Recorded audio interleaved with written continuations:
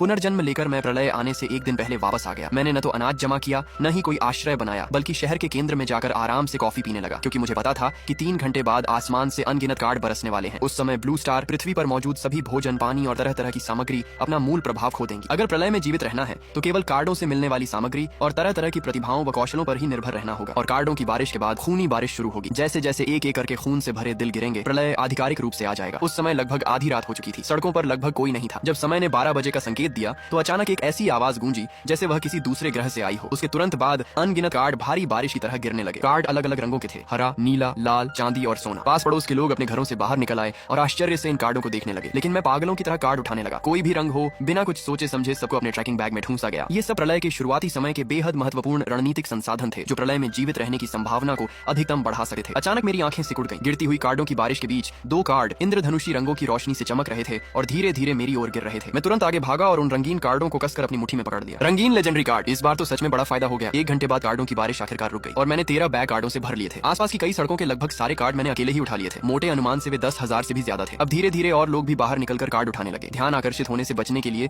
मैं कार चलाकर पैदल सड़क छोड़कर पहले से बुक किए गए होटल के कमरे में चला गया। कमरे में पहुंचकर मैंने 2 रंगीन कार्ड निकाले और मन ही मन प्रार्थना की कि इनमें से कोई मुझे प्रतिभा या कौशल दे। फिर मैंने उनमें से एक कार्ड पलटा। प्रतिभा कार्ड, सुपर रिकवरी बॉडी। ये शरीर के घावों को बेहद कम समय में खुद ब खुद ठीक कर सकती थी। मेरे होंठ तुरंत खुशी से ऊपर उठ गए। अपने पिछले जीवन में मेरे समुदाय पर कभी सुपर रिकवरी प्रतिभा वाले एक व्यक्ति ने हमला किया था। लगभग पूरा समुदाय खत्म हो गया था। आखिरकार सैकड़ों लोगों की भारी कीमत चुकाने के बाद ही उसे मारा जा सका था। मैंने तुरंत उस रंगीन कार्ड को फाड़ दिया। तुरंत ही गर्मी की एक लहर पूरे शरीर में फैल गई और मेरा शरीर ताकत से भर गया। इसके बाद मैंने दूसरा कार्ड पलटा, लेकिन जैसे ही मैंने उस पर लिखे शब्द पढ़े, मेरे दिल में अचानक बादल छा गए। आइटम कार्ड, सुरक्षित छोटा घर, क्षेत्रफल 200 वर्ग मीटर। इसमें पूर्ण रक्षा कवच है और यह परमाणु बम स्तर के हमले तक को झेल सकता है। हालांकि इस सुरक्षित घर की रक्षा शक्ति बहुत मजबूत थी, लेकिन इसका एक बड़ा दोष था, यह चल नहीं सकता था। और फिलहाल मेरा किसी एक जगह बसने का इरादा नहीं था, इसीलिए यह अभी मेरे काम का नहीं था। घर वाले कार्ड को रखकर मैंने 10 स्वर्ण कार्ड निकाले। ज्यादा कुछ कहने की जरूरत नहीं थी। एक हमला करने की क्षमता बढ़ाने के लिए था और दूसरा गति के लिए। सब कुछ बिल्कुल परफेक्ट था। 4 स्वर्ण प्रतिभाएं सीखने के बाद मैं धीरे धीरे सो गया। सुबह 8 बजे अचानक नीला आसमान काला हो गया। हजारों लाखों खूनी दिल आसमान से गिरने लगे। उन दिलों से अनगिनत खून से लथपथ मानवाकार जीव बाहर निकले और सबसे नजदीक मौजूद लोगों पर झपट पड़े। वे पागलों की तरह उन्हें फाड़ने लगे। एक पल में पूरे शहर में चीख पुकार गूंजने लगी। मैं खिड़की के पास खड़ा यह सब देख रहा था, लेकिन मेरे चेहरे पर कोई भाव नहीं था, क्योंकि मेरे जैसे व्यक्ति के लिए, जिसने प्रलय में 5 साल जीवित रहकर बिताए थे, यह दृश्य तो बस शुरुआत का नाश्ता भी नहीं था। मैं कार्ड व्यवस्थित करने ही वाला था कि अचानक कमरे का दरवाजा जोर से टूटकर खुल गया। एक युवा महिला अंदर गिर पड़ी। उसके पीछे 3 रक्त लाशें ब्लड जम्बी थी। महिला चिल्लाते हुए हाथ बढ़ाकर बोली, मुझे बचाओ। ये देखकर मैं तुरंत आगे बढ़ा। धड़ाम धड़ाम धड़ाम। सिर्फ 3 मुक्कों में मैंने उन तीनों रक्त लाशों को खत्म कर दिया। युवती पूरी तरह स्तब्ध रह गई और जमीन पर पड़ी तीनों लाशों को घूरती रह गई। मैंने सामने खड़ी महिला को देखा और अचानक चौंक गया। लियू रुयन। लियू रुयन भी चौंक गई। तुम मुझे जानते हो? मैं मुस्कुराया। बड़ी स्टार हो, मैं कैसे नहीं जानूंगा। लियू रुयन का चेहरा हल्का लाल हो गया और वह थोड़ी झेंप गई। कौन सी बड़ी स्टार? मैं तो 3rd रेट स्टार भी नहीं हूँ। अपने पिछले जीवन में प्रलय शुरू होने के आधे महीने बाद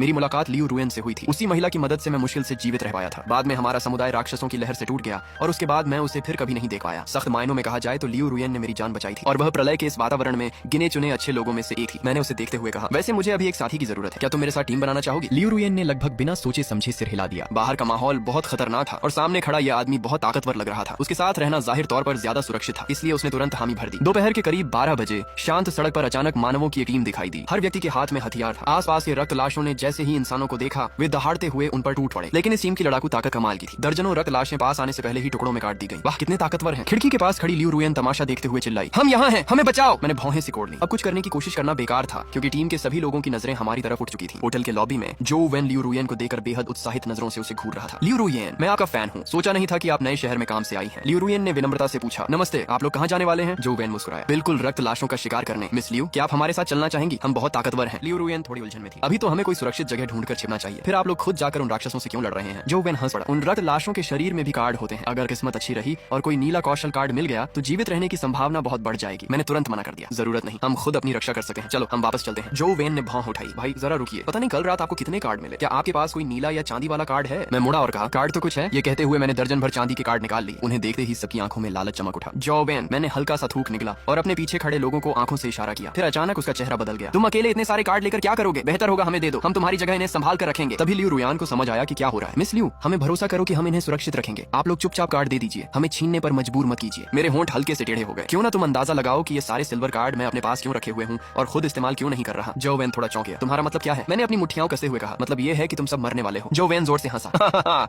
लगता है तुम्हारा दिमाग खराब हो गया है। हम इतने सारे लोग हैं। लेकिन उसकी बात पूरी भी नहीं हुई थी कि अचानक उसकी आंखों के सामने अंधेरा छा गया और अगले ही पल वह पूरी तरह बेहोश होकर गिर पड़ा। सभी लोग स्तब्ध रह गए। उनके सामने खड़े इस युवा ने सिर्फ एक मुक्के में जो वेन को मार दिया। जो वेन के पास तो सिल्वर टैलेंट था, फिर वह इतनी आसानी से कैसे मर गया? उसे तो पलटवार करने का मौका भी नहीं मिला। निकला। उन्हें यह नहीं पता था कि मैं 5 साल तक प्रलय में जीवित रहा था। मेरी लड़ाई की तकनीक मास्टर स्तर की थी। मेरे शरीर में कई टॉप लेवल प्रतिभाएं होने की बात तो छोड़ ही दो, उनके बिना भी इन लोगों को गिराना कोई मुश्किल काम नहीं था। मैंने एक गोल्ड कार्ड निकाला और उसे फाड़ दिया। अब तुम्हारी बारी है। वैसे भी देख लेते हैं कि यह तलवार कितनी तेज है। अगले ही पल एक भयानक काली तलवार मेरे हाथ में प्रकट हो गई। गोल्ड कार्ड, हथियार, काली तलवार, झांझिन। लोगों में घबराहट फैल गई और वे जल्दी जल्दी बोलने लगे, रुको, हम अभी चले जाते हैं। मैंने उनकी बात पर ध्यान ही नहीं दिया। काली तलवार घुमाते हुए मैं सीधे भीड़ के अंदर कूद पड़ा। 2 मिनट बाद पूरी टीम के सारे लोग मर चुके थे। जमीन पर पड़ी लाशों को देखकर लियू रुयान खुद को रोक नहीं सकी और जोर जोर से उल्टियां करने लगी। उसने कभी सपने में भी नहीं सोचा था कि यह आदमी जो बाहर से इतना शांत और सभ्य दिखता है, हमला करते समय इतना निर्दयी और निर्णायक होगा। उसके उल्टी करने के बाद मैंने कहा, उनके शरीर पर जो कार्ड है उन्हें ढूंढकर मेरे पास ले आना। यह कहकर मैं बिना पीछे देखे सीढ़ियों की तरफ चला गया। हॉल में लियू रुयान अकेली रह गई, रोते रोते और उल्टी करते हुए। लगभग 10 मिनट बाद वह दर्जनों कार्ड लेकर मेरे सामने आई। माफ करना, आगे से मैं कभी ज्यादा नहीं बोलूंगी। मैंने हाथ हिलाया। मैंने उसे दोष नहीं दिया। आखिर प्रलय अभी अभी शुरू हुआ था और बहुत कम लोग इतने जल्दी इसके माहौल के अनुकूल हो पाते हैं। फिर मैंने विषय बदलते हुए कहा, तुम्हें हर समय खुद को याद दिलाना होगा कि तुम अब प्रलय में हो। यहाँ कोई कानून नहीं है। इंसान के अंदर की बुराई पूरी तरह बाहर आ जाएगी। तुम जैसी खूबसूरत लड़की अगर उन लोगों के हाथ लग गई तो बलात्कार तो सबसे हल्का परिणाम होगा। लियू रुयान का दिमाग साफ तौर पर थोड़ा सुन्न हो गया। लेकिन प्रलय में भी अच्छे लोग होंगे ना? मैं हल्का मुस्कुराया। मैं मानता हूँ होंगे, लेकिन बहुत कम। अगले कुछ घंटों में अलग अलग आकार के कई मानव समूह वहाँ से गुजरे और पहले की घटना से सबक लेकर लियू रुयान समझदारी से चुप रहना सीख चुकी थी। संध्या समय हवा दूर से खून से भीगी हुई दहाड़े लेकर आई। मैंने धीरे से कहा, अंधेरा होने वाला है, अब थोड़ा एक्टिव होने का समय है। फिर मैंने 5 सिल्वर कार्ड लियू रुयान की तरफ फेंक दिए। उसने एक एक करके कार्ड पलटे और पाया कि ये 5 कार्ड ऑनरा स्किल थे। लियू रुयान थोड़ा असहाय सी हंसी, तो तुम मुझे सपोर्ट कैरेक्टर बनाना चाहते हो? मैं हंस पड़ा। तुम समझती नहीं हो, सपोर्ट कैरेक्टर सबसे ज्यादा काम का होता है। न सिर्फ यह साथियों को बड़ा बूस्ट देता है, बल्कि खुद की सुरक्षा की भी कुछ क्षमता होती है। और अगर तुम्हें कोई दूसरी टीम पकड़ भी ले तो वे तुम्हें मारने की बजाय अपने साथ रखना चाहेंगे। लियू रुयान ने सिर हिलाया और एक एक करके सभी कार्ड सीख ली। इसके बाद हम दोनों ने दर्जनों ट्रैकिंग बैग होटल के बाहर पहुंचा दिए। मैंने आरवी मोटर होम वाला गोल्ड कार्ड फाड़कर आगे फेंक दिया। तुरंत एक मध्यम आकार की मोटर होम गाड़ी हमारे सामने प्रकट हो गई। मोटर होम के अंदर लियू रुयान ने पूछा, हम कहाँ जा रहे हैं? मेरी राय में हमारे पास इतने सारे कार्ड हैं कि 1-2 साल तक इस्तेमाल करने के लिए काफी है। हमें और जोखिम लेने की क्या जरूरत है? किसी जगह छिपकर रहना ही बेहतर होगा। मैंने सिर हिलाया। अगर लंबे समय तक प्रलय में जीवित रहना है तो सक्रिय रूप से संसाधन इकट्ठा करने होंगे और खुद को लगातार मजबूत बनाना होगा। अगर सिर्फ छिपे रहे तो आखिर में संसाधन खत्म हो जाएंगे और फिर सिर्फ मौत बचेगी। लियू रुयान ने फिर पूछा, लेकिन हम रात में ही क्यों निकल रहे हैं? मैं हल्का मुस्कुराया, क्योंकि रात में ब्लड लाइन ज्यादा उग्र होते हैं और उनसे गिरने वाले कार्ड की गुणवत्ता भी बेहतर होती है। और रात में एक नया राक्षस भी दिखाई देता है, नाइट डेमन। यह बहुत तेज, बहुत ताकतवर और बेहद मजबूत रक्षा वाला होता है। बस एक कमजोरी है, ये देख नहीं सकता। बाकी सभी गुण लगभग अधिकतम स्तर पर हैं। नाइट डेमन का वर्णन सुनकर लियू रुयान थोड़ा डर गई। अगर वह इतना भयानक है तो हमें उससे दूर ही रहना चाहिए। मैंने सिर हिलाया। जितना ज्यादा जोखिम उतना ज्यादा इनाम। अगर नाइट डेमन को मार दिया तो कम से कम सिल्वर कार्ड जरूर गिरता है और अगर किस्मत अच्छी हुई तो गोल्ड कार्ड या यहाँ तक कि रेनबो कार्ड भी मिल सकता है। 10 मिनट बाद मैंने मोटर होम एक कॉलोनी के गेट पर रोक दी। हमारे सामने खुले मैदान में दर्जनों ब्लड लाइन पागलों की तरह लाशों को खा रहे थे। उनके बीच एक बहुत बड़ा शरीर खास तौर पर दिखाई दे रहा था। लियू रुयान ने अपना मुंह ढक लिया। उसकी आंखें डर से चौड़ी हो गई थीं। मैं एक हाथ में काली तलवार झांझिन लेकर आगे बढ़ गया। जैसे ही मैं पास पहुंचा, ब्लड लाइन दहाड़ते हुए मेरी तरफ झपट पड़े। मैंने शांत भाव से एक वार किया। कुछ ब्लड लाइन सीधे 2 टुकड़ों में कट गए। दूसरा वार, फिर कुछ और मारे गए। 20 से ज्यादा ब्लड लाइन मेरे पास तक पहुंच भी नहीं पाए और सब मारे गए। तभी नाइट डेमन धीरे धीरे मेरी तरफ मुड़ा। वह 7-8 मीटर ऊंचा कूदकर मेरी ओर ऐसे दौड़ा जैसे कोई छोटा पहाड़ गिर रहा हो। मैंने उसके नीचे खड़े होकर काली तलवार ऊपर की ओर पूरी ताकत से घोंप दी। बिना किसी शक के उसका शरीर आर पार हो गया और वह जमीन पर गिर पड़ा। लेकिन वह अभी मरा नहीं था। वह जमीन पर तड़प रहा था और उठने की कोशिश कर रहा था। मैंने उसे मौका नहीं दिया और उसके सिर पर एक और वार किया। इस तरह वह पूरी तरह खत्म हो गया। इस लड़ाई की लूट में मिली 15 कार्ड, हरे, नीले और लाल, और 3 सिल्वर कार्ड जो नाइट डेमन से मिले थे। इस समय लियू रुयान भी दौड़कर लाशों के पास आई और कार्ड ढूंढने लगी। कार्ड इकट्ठा करने के बाद मैं फिर मोटर होम चलाकर आगे बढ़ा। करीब 10 मिनट बाद मैंने अचानक जोर से ब्रेक लगाया। लियू रुयान जल्दी से खिड़की के पास आई। खिड़की से बाहर जो दृश्य उसने देखा वह जिंदगी भर नहीं भूल पाएगी। सामने 5-6 मीटर ऊंचा एक विशाल खून से भरा दिल लगातार धड़क रहा था और उसके चारों तरफ सैकड़ों ब्लड ज़ॉम्बी बिना उद्देश्य के घूम रहे थे। लियू रुयान ने मुंह ढक लिया। उसकी आंखों में डर और हैरानी भर गई। वह क्या है? मैं हल्का मुस्कुराया। एक खूनी दिल जो जल्द ही म्यूटेट होने वाला है और यही हमारा खजाने का पासवर्ड है। लियू रुयान थोड़ा चौंक गई। तुम उस चीज से कैसे निपटने वाले हो? मैंने शांत स्वर में कहा। जल्दी मत करो, अभी समय नहीं आया। यह कहकर मैं आंखें सिकोड़कर दूर से उस विशाल खून भरे दिल को देखने लगा। असल में मेरी योजना थी कि मैं पूर्व दिशा में समुद्र के पास वाले शहर जाऊं